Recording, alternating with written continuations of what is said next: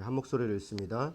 예수께서 무리를 보시고 산에 올라가 앉으시니 제자들이 나아온지라 입을 열어 가르쳐 이르시되 심령이 가난한 자는 복이 있나니 천국이 그들의 것이며 애통하는 자는 복이 있나니 그들이 위로를 받을 것이며 온유한 자는 복이 있나니 그들이 땅을 기업으로 받을 것이며 의에 줄이고 목마른 자는 복이 있나니 그들이 배부를 것이며 긍휼히 여기는 자는 복이 있나니 그들이 긍휼히 여김을 받을 것이며 마음이 청결한 자는 복이 있나니 그들이 하나님을 볼 것이며 화평케 하는 자는 복이 있나니 그들이 하나님의 아들이라 일컬음을 받을 것이며 의를 위하여 박해를 받는 자는 복이 있나니 천국이 그들의 것임이라. 나로 말미암아 너희를 욕하고 박해하고 거짓으로 너희를 거스려 모든 악한 말을 할 때에는 너희에게 복이 있나니 기뻐하고 즐거워하라. 하늘에서 너희의 상이 큼이라. 너희 전에 있던 선지자들도 이같이 박해하였느니라. 아멘. 아멘. 예. 말씀 나누기 전에 내일은 우리가 이제 내일까지 새벽 기도를 하는 겁니다. 그러니까 이번 주간에는 주일날은 없습니다. 그래서 내일 아이들도 같이 나와서 새벽 기도 할 텐데요. 개인 기도 시간이 많지 않을 겁니다. 그냥 다 같이 기도하고 그렇게 마무리하고 같이 다과하고 그리고 아이들하고 같이 이렇게 마무리 이렇게 하는 겁니다. 그래서 내일은 그렇게 진행이 되고요. 오늘 저녁 금요 기도회는 없습니다. 그래서 아쉬운 분들도 몇 분 계시겠지만 오늘은 새벽 기도하는 것으로 대신하겠습니다. 자, 말씀을 나누겠습니다. 여러분, 오늘은 우리 팔복의 네 번째 복인 의에 줄이고 목마른 자는 복이 있나니 그들이 배부를 것이며 이 말씀입니다. 너무 어둡지 않으세요? 조금 불을 켜죠, 여기 중간에. 네. 뒤에도 하나 켠 게 잠깐 켜놓어도 좋을 것 같아요. 네.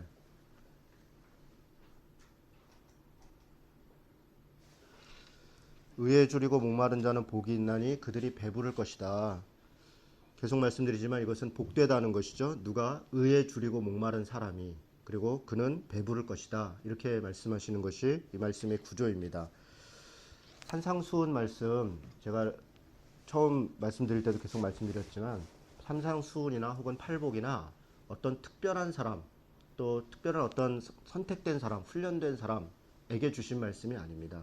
그냥 보통 평범하게 살아가고 있는 일반 백성들, 그러니까 하나님 앞에서, 예수님 앞에서 자신이 가지고 있는 고통의 문제 하나 해결해 보려고 주님을 따라다녔던 그런 민초들, 그런 평범한 사람들에게 주신 말씀이 산상수훈입니다. 그리고 팔복입니다. 그러니까 사실 우리 같은 사람에게 주신 말씀이라는 거죠. 그리고 그때 당시의 백성들이라고 하는 분들은 정말 고통과 아픔 가운데 있었던 사람들입니다. 신분상으로 최하층민들이었고요. 그런 사람들이 대부분입니다. 거의 8, 90% 가까이가 정말 이렇게 하루 먹고 사는 것, 우리처럼 이렇게 하루 3끼 먹는 게 아니라 하루 한 끼 먹는 것도 쉽지 않은 그런 삶을 살았던 사람들이 당시 살았던 백성들의 모습이었습니다. 그런데 그런 사람들, 그렇게 억압받고 고통받는 사람들에게 주신 말씀이 산상수훈이고 팔복의 말씀이다. 이런 배경을 하나 말씀드렸습니다. 또 하나는 팔복의 말씀이 무엇을 하면 그러면 이런 복을 주겠다, 이런 조건식의 말씀이 아니라는 말씀을 여러 번 드렸습니다. 이것은 예수를 믿는 사람들이 그 자체가 복되다. 그래서 그런 복된 사람들은 이런 삶을 사는 것이다. 또 이런 삶을 살게 될 것이다. 그런 이야기입니다. 그래서 이거를 하면 이렇게 복이 된다 라고 하는 조건식의 말씀으로 이 팔복을 말씀을 보면 말씀을 잘못 보는 것입니다. 그래서 그런 배경 속에서 본다 그러면 이 네 번째 복, 의에 줄이고 목마른 자는 복이 있다. 이 말씀에 대한 몇 가지 오해가 있습니다. 첫 번째로 우리가 자주 오해하는 것은 의에 줄이고 목이 말라야 복을 받는다라고 오해한다는 겁니다. 그래서 의롭게 살아야 된다. 우리가 정의롭게 살고 의로운 일을 하고 또 하나님의 뜻을 위해 살아야 그래야 복을 받는다. 사실 목사 입장에서는 그렇게 설교하는 것이 더 쉽습니다. 그리고 그것이 결과가 더 분명합니다. 뭐뭐를 해라. 그러면 하나님이 이렇게 하실 것이다. 이렇게 조건식으로 이야기를 하는 것이 목사 입장에서는 훨씬 좋습니다. 왜냐하면 제가 요구하는 것들을 그 안에 담을 수가 있기 때문에 그렇습니다. 그러나 이 말씀은 그런 뜻이 아닙니다. 의를 위하여 줄이고 목말라야 그래야 복을 받는다는 것이 아니라 복된 사람들은 의에 줄이고 목마른 사람이라는 것입니다. 그러면 누가 의에 줄이고 목마른 사람인가? 이거를 좀 생각해 볼 필요가 있습니다. 그 전에 의가 무엇인가? 여러분 의가 뭘까요? 여기서 의에 줄이고 목마른 사람이라고 얘기를 하는데 의가 무엇일까?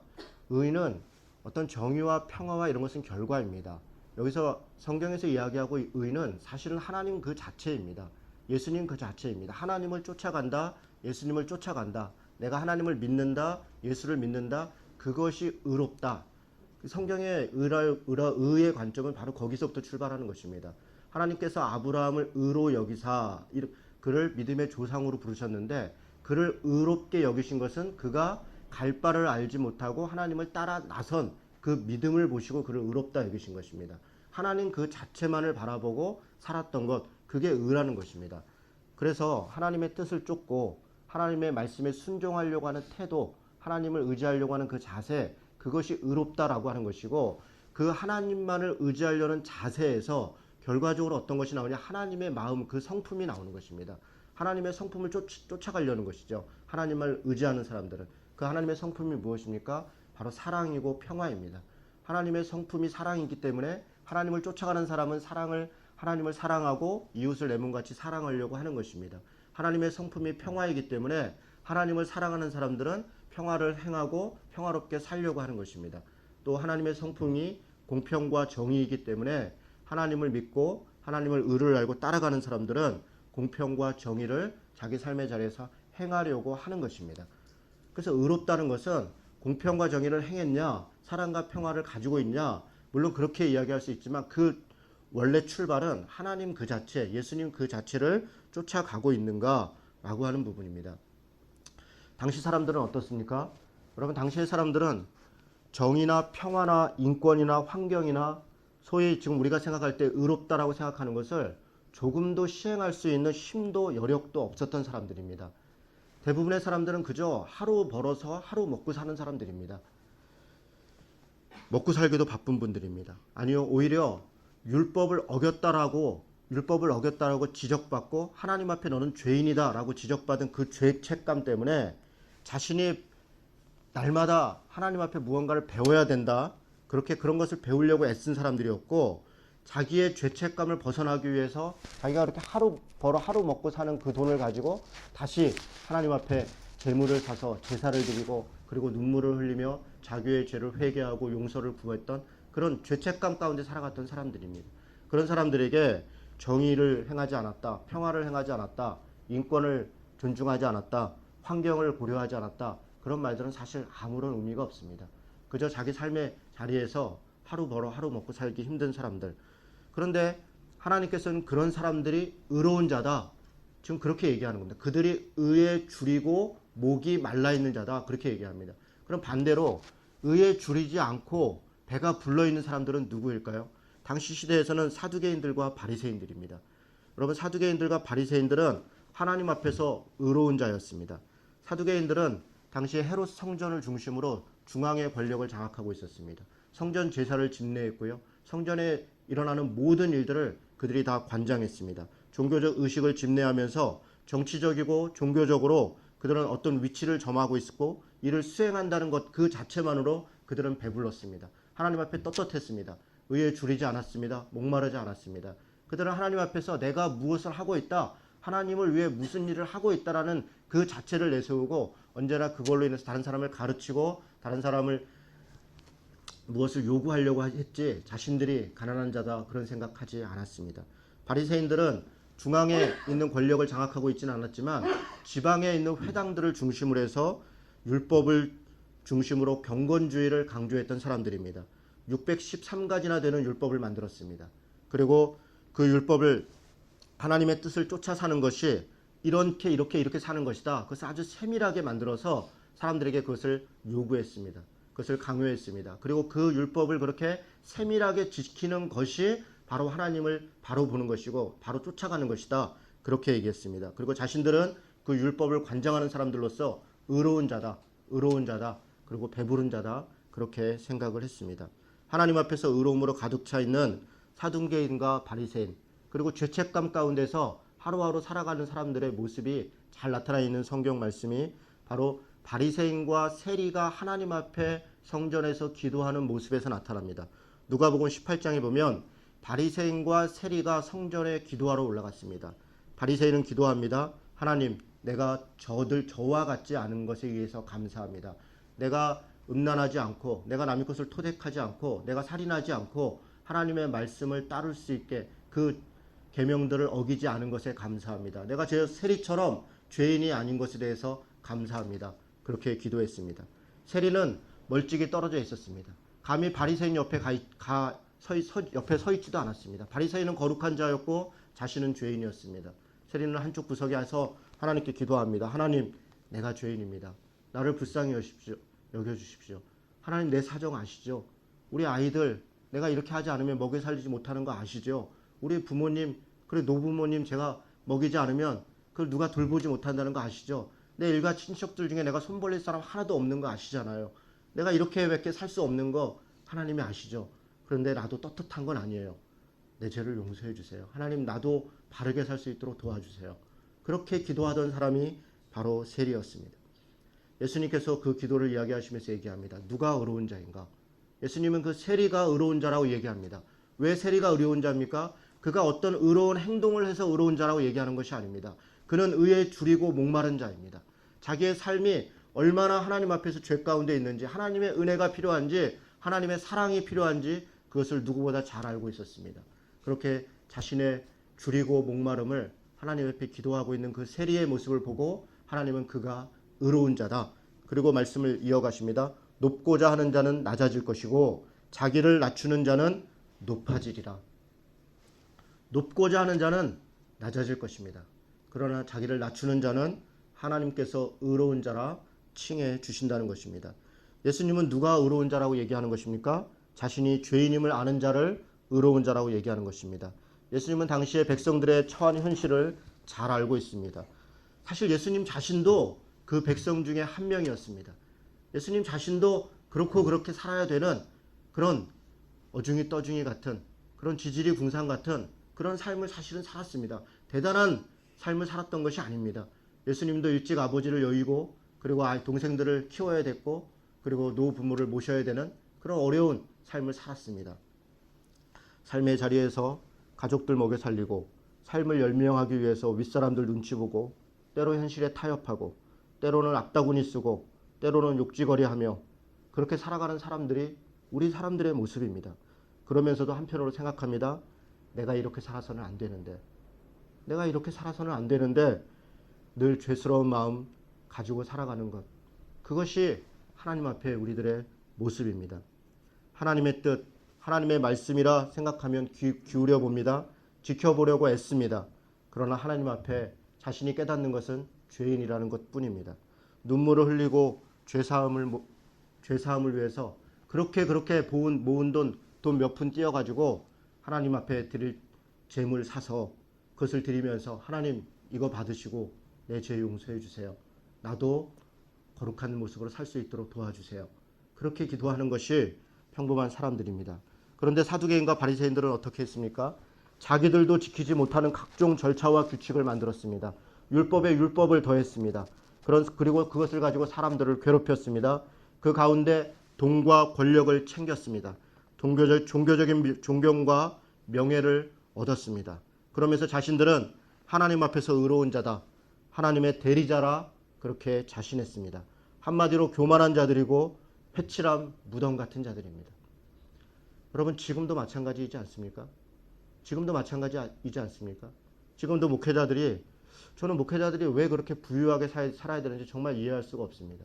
예수님의 종이라고 말하는 사람들이 예수님은 나귀를 타고 그렇게 예루살렘 성을 입성했는데 왜 자신들은 그렇게 고급 차를 타야 되고 그렇게 큰 집에 살아야 되는지 이해할 수가 없습니다. 이 땅에 그렇게 소망을 갖고 이 땅에서 뭔가 보상을 받고 살 것 같으면 왜 목회자가 됐는지, 그냥 일상을 살아가는 평범한 사람으로 살아야 되는 거 아닙니까? 어떻게 그런 사람들이 목회자라고 하고 자신들도 지키지 못하는 법을 가지고 사람들을 옥죄고 그렇게 자신들은 거룩한 척을 하는지 모르겠습니다.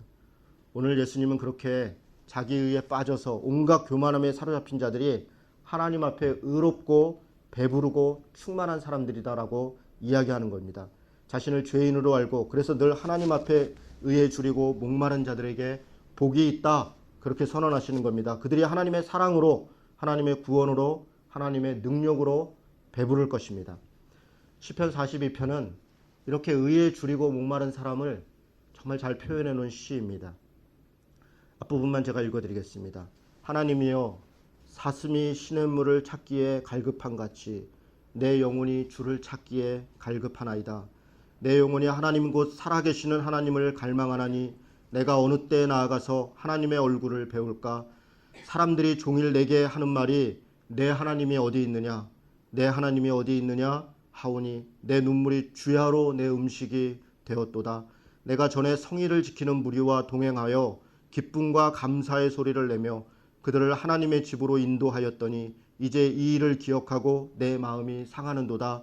내 영혼아, 내가 어찌하여 낙심하며 어찌하여 내 속에서 불안해하는고? 너는 하나님께 소망을 두라. 그가 나타나 도우심으로 말미암아 내가 여전히 찬송하리로다.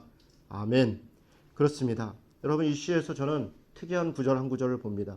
전에는 성의를 지키는 무리와 함께 동행했고 기쁨과 감사의 소리를 내며 그들을 하나님의 집으로 인도했는데 이제 이 일을 기억하고 내 마음이 상하도다. 여러분, 이 사람 어떻습니까? 예전에는 우리들과 동일하게 하나님의 전에 하나님의 교회에 있었던 사람입니다. 아니, 어쩌면 이 사람은 우리들보다 훨씬 더 열심히 하나님 앞에 봉사했던 사람인지도 모르겠습니다.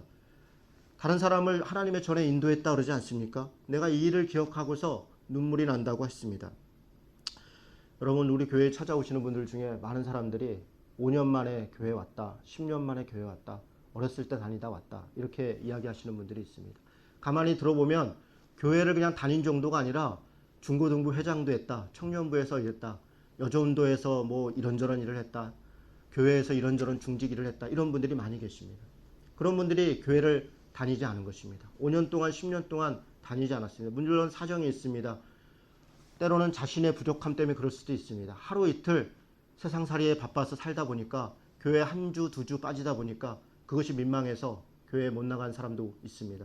때로는 교회에 상처를 받고 목사에게 상처를 받고 또 교인들 안에 관계 때문에 상처를 받고 못 나가는 사람도 있습니다.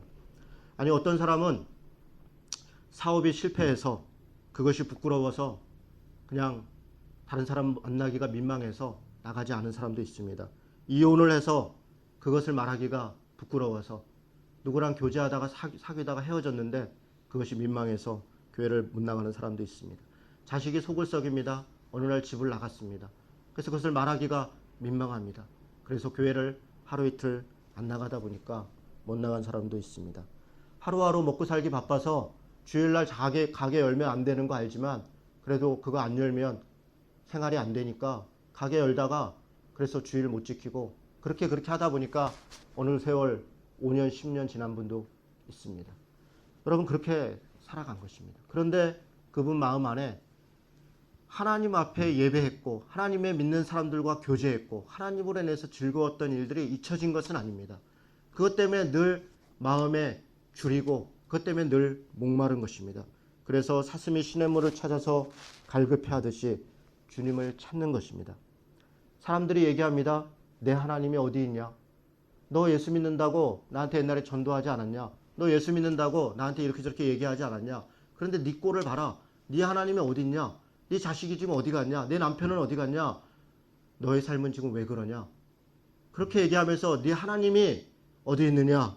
우리를 그렇게 조롱합니다. 그래서 그것이 마음이 상해서 또 낙심해서 눈물을 흘립니다. 그 눈물이 음식이 됩니다. 그리고 소리지겨 흐느껴 우는 자들입니다. 여러분, 이런 사람들이 마음이 줄이고 목마른 사람들입니다. 오늘 주님께서는 그런 애통한 심정을 가진 사람들, 의에 줄이고 목이 말라서 하나님을 만나고 싶고 하나님 앞에 죄를 토색하고 하나님만을 바라보고 하나님께서 도와주시기를 간구하는 우리들에게 말씀하시는 겁니다. 복되도다 의에 줄이고 목마른 자들아, 내가 배부를 것이다. 사랑하는 성도 여러분, 혹시 나 정도면, 이 정도면 신앙생활도 잘하고 있다, 도덕적으로도 적당하다, 내가 주일 빠지는 것도 아니고 11조 안 하는 것도 아니고 내가 전도 안 하는 것도 아니고 친구들도 다 나 정도면 괜찮다 그러고 우리 아빠 이 정도면 좋은 아빠라 그러고 직장에서 다른 사람한테 뭐 특별히 나쁜 일 하지 않고, 그래서 혹시 나 정도면 괜찮다 이런 마음 가지고 있고, 혹시 그보다 조금 더 가서 당신은 왜 나처럼 못하느냐 그렇게 얘기하는 자리에 있는 거 아닙니까? 여러분, 그것이 자기의입니다. 자기 욕심입니다. 내 교만함입니다. 그것에서 빨리 벗어나야 됩니다. 우리 중에 도대체 누가 우리가 완전하다, 온전하다, 거룩하다 그렇게 얘기할 수 있는 사람이 누가 있습니까? 줄이고 목마른 심정을 잃어버린 순간 우리는 그리스도인을 되기를 포기하는 것입니다. 하나님이 우리의 밥이 되고 우리의 생명이 된다는 것을 깨닫지 못하는 순간, 그 힘으로 우리가 살아야 된다는 것을 놓치는 순간 우리는 내 힘으로 살고 있는 것을 알게 되는 것입니다. 이 정도는 괜찮다는 생각들을 다 내려놔야 됩니다. 의에 줄이고 목마른 자가 돼야 됩니다. 하나님께서 여전히, 하나님 앞에서 여전히 나는 구원이 필요하다, 나는 죄인이다, 나는 하나님의 은혜가 없으면 살 수 없다라고 하는 그 믿음의 고백이 우리 안에 있어야겠습니다. 여러분, 어쩌면 우리는 예수님 시대 살았던 백성들처럼 그렇게 가난하고 그렇게 비참하고 그렇게 많은 죄 가운데 있지 않은지 모르겠습니다. 아니, 사실 그렇습니다. 우리가 예수님 시대에 살았던 그 분들보다 정말 몇백 배 나은 그런 환경과 상황 속에 있지 않습니까? 시편 42편의 기도자처럼 그렇게 낙심된 상황도 아닌지 모르겠습니다. 그러나 우리 각자도 다 고통과 아픔과 눈물과 슬픔이 있습니다. 하나님 앞에 우리에게 우리 각자의 처지를 늘 아려야 됩니다. 줄이고 목마른 심정으로 하나님께 그 짐을 내어 드려야 됩니다. 하나님께서 우리에게 말씀하십니다. 수고하고 무거운 짐진 자들아 다 내게로 와라. 내가 너희를 쉬게 하리라. 그리고 혹시 하나님의 사랑과 은혜를 깨닫고 그것의 감사함 가운데 정말 여러분 한번 생각해 보십시오. 주일날 그래도 우리가 예배를 드릴 수 있다. 이건 살만한 것입니다. 지금 우리 시대에 주일날 일해야 되는 사람들이 너무너무 많습니다. 몇백만 명의 사람들이 주일날 장사하지 않으면 먹고 살 수 없는 사람들, 직장에 가지 않으면 살 수 없는 사람들이 너무나 많습니다. 우리가 주일 예배를 드린다, 하나님 앞에 예배한다는 것으로 교만할 이유가 하나도 없습니다. 조금도 그들보다 우리가 더 낫다라고 얘기하는 것은 그것은 있을 수 없는 것입니다. 오히려 그것으로 인해서 감사하고 또 그들에게 빚진 마음을 가져야 됩니다. 그래서 우리는 2배로, 아니 또 3배로 더 가난한 마음을 갖고 하나님 앞에 이 감사함을 어떻게 갚으며 살 것인가, 그것이 우리에게 주어져 있는 십자가인 것입니다. 그것이 우리가 져야 되는 십자가입니다. 하나님께서 우리에게 주신 은혜와 감사를 깨닫고 그리고 나서 우리가 눈을 돌려야 되는 것은 사랑과 평화입니다. 공평과 정의입니다. 의에 줄이고 목마른 자로 살아간다는 것은 하나님께서 하나님의 뜻을 살아가는 것을 우리가 더 최선을 다해서 시행하며 살아가는 것입니다. 그 은혜와 믿음 가운데 그렇게 살아가는 성도 되시기를 주님의 이름으로 축원합니다.